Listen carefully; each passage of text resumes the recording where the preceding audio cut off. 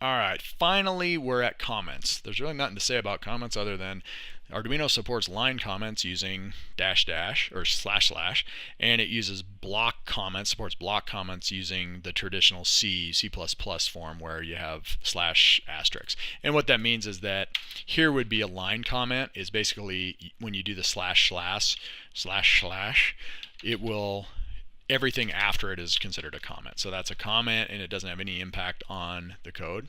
But then if you want to do a block comment, it's the same thing. You put that and notice how everything else got commented out. So then I can come down here and end the comment.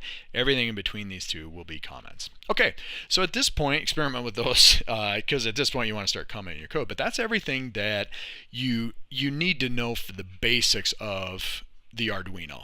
We did all this stuff, software installed, running our simple hello world, but really to write something that does something important, it's got to be, you got to know data types and how the local global variables and how you can cast between them. You need to know the simple math operations.